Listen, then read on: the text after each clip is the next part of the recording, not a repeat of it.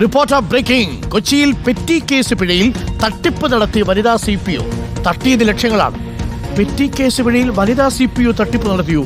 ഇത് കൊള്ളാലോ. ഇത് വല്ലാത്തൊരു ഏർപ്പാടാണ്. ചങ്ങലയ്ക്ക് ഭ്രാന്തി പിടിക്കുന്ന പരിപാടിയാണ്. മൂവാറ്റുപുഴ ട്രാഫിക് എൻഫോഴ്സ്മെന്റ് യൂണിറ്റിൽ റൈറ്ററായിരുന്ന ശാന്തി കൃഷ്ണനാണ് തട്ടിപ്പ് നടത്തിയത്.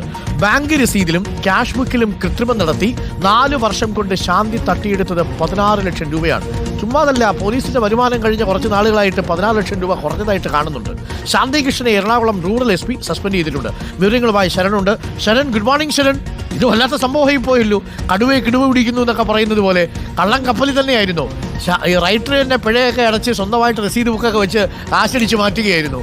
കൊള്ളാലോ ഈ പരിപാടി. ഇവര് ആരാണ് ഈ കക്ഷി? എന്താ സംഭവിച്ചത് ശരൺ?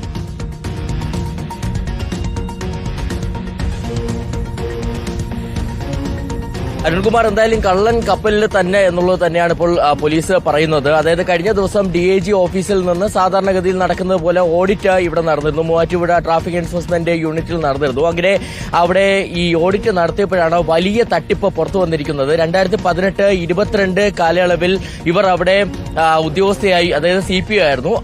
അപ്പോഴാണ് ഈ വലിയൊരു തട്ടിപ്പ് നടന്നിരിക്കുന്നത്. പ്രധാനമായും 4 വർഷം കൊണ്ട് 16 ലക്ഷം രൂപയാണ് തട്ടിച്ചതെന്നുള്ളത് വലിയ ഞെട്ടിക്കുന്ന കണക്കുകൾ കൂടിയാണ്. എന്തായാലും ഈ കൃത്രിമം വരുത്തിയാണ് ഈ ക്യാഷ് ബുക്കിലും ഒപ്പം തന്നെ ബാങ്ക് രസീതിലും ഒക്കെ കൃത്രിമം വരുത്തിയാണ് ഈ തട്ടിപ്പ് നടന്നിരിക്കുന്നത്. പ്രധാനമായും പിഴ ഈടാക്കുന്ന തുക, ആ തുക കുറച്ച് കാണിച്ചുകൊണ്ടുള്ള തട്ടിപ്പാണ് നടന്നെന്നുള്ളത് കൂടിയാണ് ഇപ്പോൾ പോലീസ് പറയുന്നത്.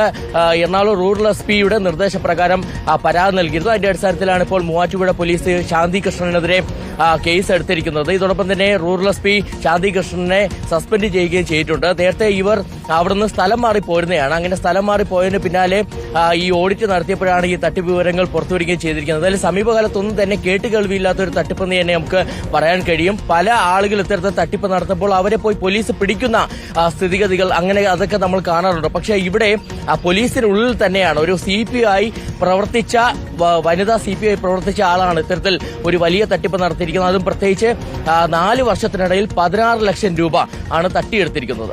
ഓക്കെ, ആലോചിച്ചു. 16 ലക്ഷം രൂപ സ്വന്തമായിട്ട് ഒരു രസീത് കുറ്റിയൊക്കെ അടിച്ച് പുള്ളിക്കാരി രാവിലെ പിരിക്കാൻ ഇറങ്ങും. എന്നിട്ട് യൂണിഫോമൊക്കെ ഇട്ട് പിരിക്കും. എന്നിട്ട് രസീത് കുറ്റിയൊക്കെ വെച്ചിട്ട് സ്വന്തമായിട്ട് പൈസ അടിച്ചു മാറ്റും. ഇവരുടെയൊക്കെ മുമ്പിലൊക്കെ നമ്മളെങ്ങാണ്ടും പോയി ഹെൽമെറ്റ് ഇടാതെ പോയി പിഴ അടച്ചിട്ടുണ്ടോ എന്തോ അതൊക്കെ വീട്ടിൽ അടിച്ചുകൊണ്ട് പോയിട്ടുണ്ട് എന്നാണ് പറയുന്നത്. കൊള്ളാല്ലേ, ഒന്ന് ആലോചിച്ച് നോക്കി. ഒരു കാരണവശാലും ഈ പരിപാടിക്ക് നിൽക്കരുത്.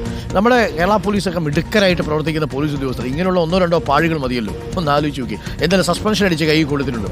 16 ലക്ഷം രൂപ പെറ്റി കേസ് അടിച്ചുകൊണ്ട് പോയി.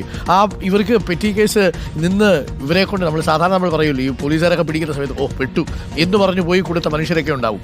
നിങ്ങൾ എന്തെങ്കിലും പോയി തലവെച്ച് കൊടുത്തിട്ടുണ്ടെങ്കിൽ ഇപ്പോൾ ചോദിച്ചാൽ മതി. അത് പെറ്റിയായിട്ട് പോലീസിന്റെ അക്കൗണ്ടിൽ എത്തിയിട്ടില്ല കേട്ടോ. അവരത് അടിച്ചുകൊണ്ട് പോയി, വീട്ടിൽ കൊണ്ടുപോയി. ഒന്ന് ആലോചിച്ച് നോക്കും.